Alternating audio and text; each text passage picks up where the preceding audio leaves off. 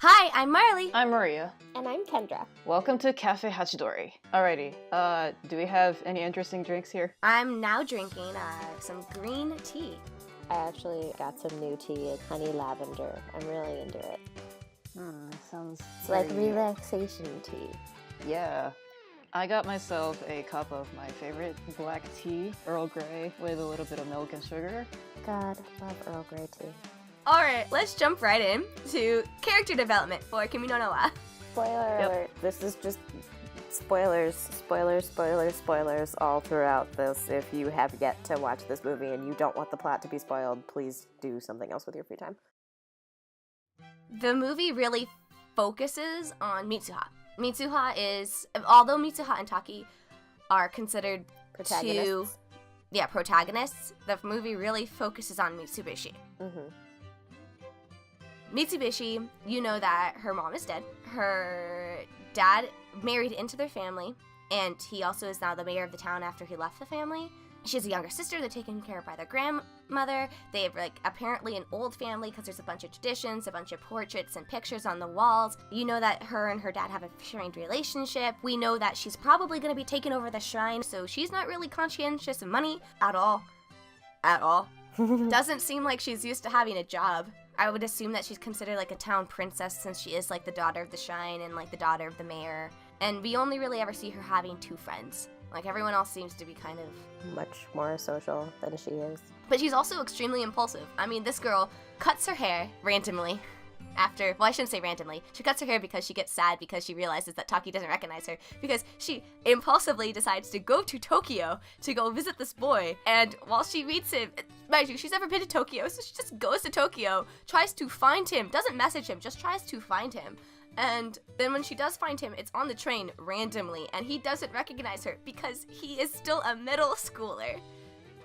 We have a lot of theories about her mother's death. Yep. What was that theory that you found, Maria? Yeah, Mitsubishi's mom? I was looking for details on Mitsubishi's dad and stumbled upon a blog entry that proposed a theory regarding the mom's death. So based on the fact that it's in the hospital room that we see Futaba, the mother, we can conclude that it is definitely some kind of disease or bodily problem that caused her to die.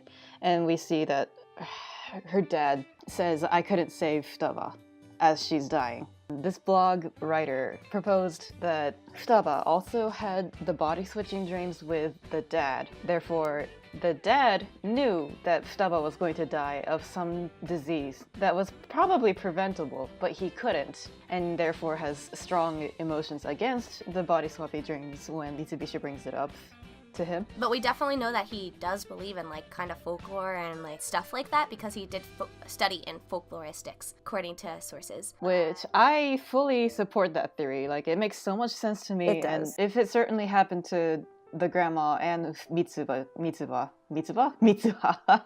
There it is. Mitsubishi. Third time's the charm.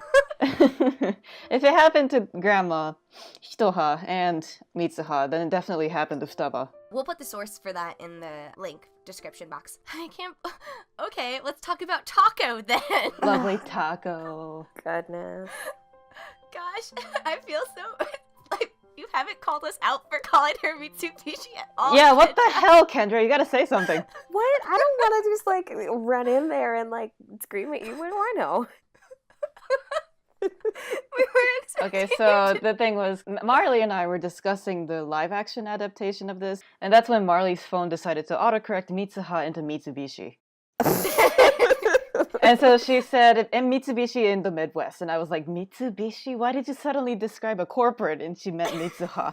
And I lost my mind. I was just laughing so hard. And I was like, "That's it. Done. That's it. We're calling them Taco and Mitsubishi." Yes. That's Those great. are their new names.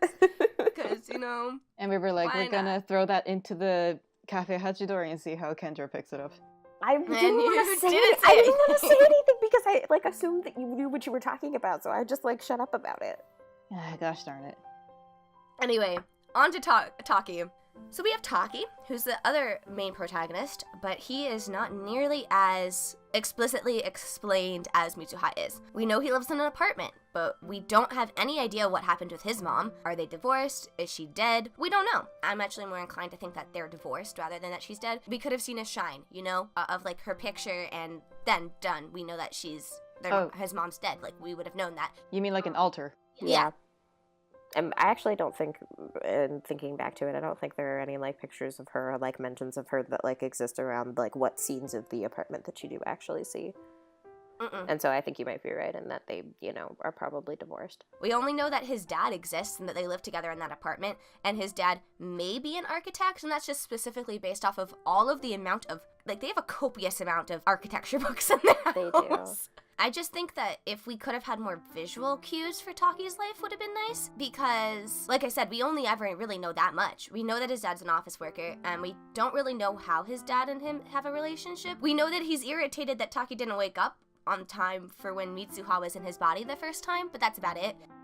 And so I'm okay with Mitsuha having so much character development, but I feel like Taki he's really only there as a plot device, which is kind of sad.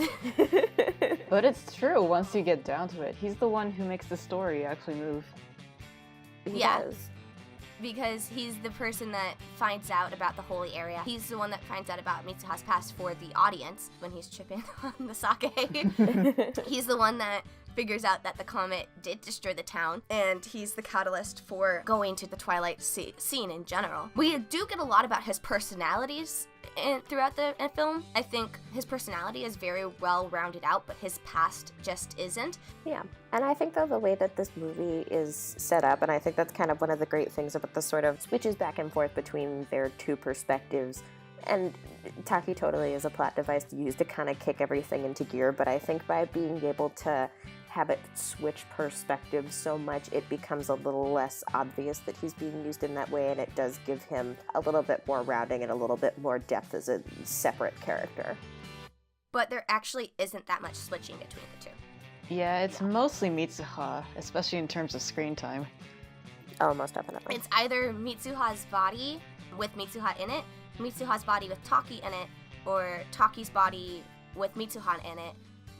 And then there's like that big portion where it is Taki in his own body, but otherwise it's basically focusing on Mitsuha's story. Even like the first time we're introduced to Taki as like a person, it's still Mitsuha in his body. I was so confused when I first saw that movie in theaters because Mitsuha's body with Taki in it appears, but then the next cut goes to Mitsuha back in her own body, so we didn't get to see Taki doing most anything. Nope, we just get clues that he did something, but Right.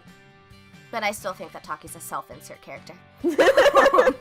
The movie would be so long if he had, like, depth, though. Like, it's already kind of definitely. a long experience as it is, and I definitely recommend, like, you know, actually sitting down, turn off your phone, and, like, watch the movie. That's why I keep thinking that Shinkai had to cut out a good portion of Taki's scenes, especially... Oh, probably. Yeah, especially in the beginning, that, like I said earlier, when he's in Mitsuha's body at the opening. I feel And like... they just cut it. Yeah, I really feel like he cut out that whole thing because he couldn't help it. Yeah. And they did say, well, it was him that said that the movie is not complete, right? Yeah, he said it was not the perfected form like he had wanted it to be. Yeah, side character-wise, Mitsuha's friends get a lot of screen time. We know their personalities, like, extremely well. Sayaka's into broadcasting. It's Sayaka, right? Mm-hmm. Sayaka likes Tessie. Tessie seems to like Mitsuha. Tessie and Sayaka get married at the end.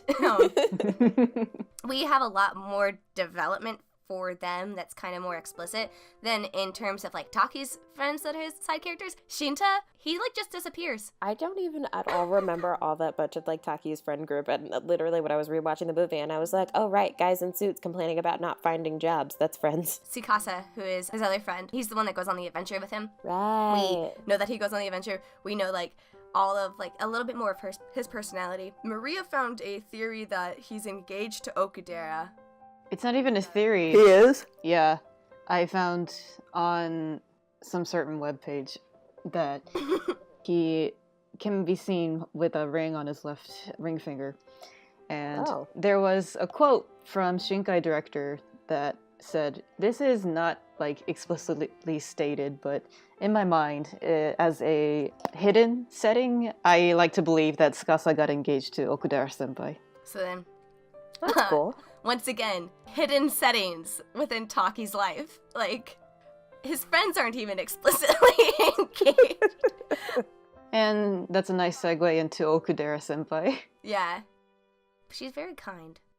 She's very feminine, and it's not like her femininity is used against her in any way, which is really nice. She's mature. She likes to smoke. She loves fashion. She's a college student, and she's also popular. She goes on this adventure with this guy that she knows that kind of liked her at one point, and this other guy is totally fine with going on this adventure to some random place to go find this random girl that they don't know actually exists. And if that's not some amazing personality traits right there, I don't know what is. She's very loyal. True levels of friendship there. Let's go on a random adventure. When you look at, like, the side characters for, like, Taki, they're all kind of, other than, like, her, because she's such a big pivotal role, otherwise, like, his friends are kind of, like, thrown away in our memory, you know? It's, as you said earlier, Kendra, like, kind of forget that they existed.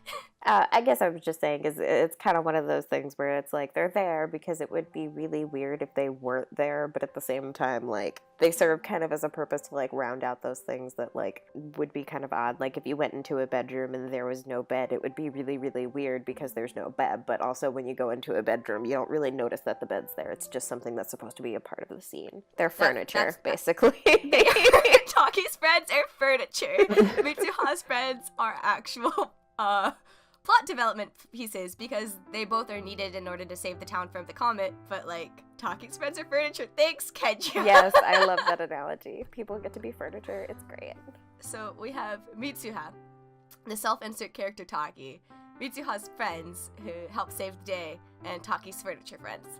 Is there anything else that we want to add, Maria? Not really. I mean, I really think that's a good way to put it. I love how this analogy for people has all become about objects. There's Mitsubishi, tacos, and furniture. That's all this movie is. Alright, well, I do have a question for the audience, if anyone has anything. Can you refute me by saying that Taki was a really well-developed character? Because if you can, that'd be great. Oh my gosh, yes. I'm not saying that he was a badly developed character, because that's no, he was well developed. He just wasn't as well developed as Mitsuha was. And I'm not saying that's a bad thing. I really like how Mitsuha was super developed. It's just like, chances are there was a lot more development for probably not only Taki, but like all of the side characters. I wouldn't be surprised if there was, considering the amount of development. Yeah, there probably was a lot of depth for them, considering how in detailed Mitsuha's life is explained. But we'll never know. Alright, time to wrap up. If you like what you heard, please like and subscribe us. Leave us some comments below and ask us some questions, and definitely leave us a response in the comments below about what Marley asked about Taki's development throughout the movie. Yep, and next week we will discuss the plot development in Kimi no Na wa, specifically in regards to structure, progression, and time travel. We hope you join us again at Cafe Hachidori.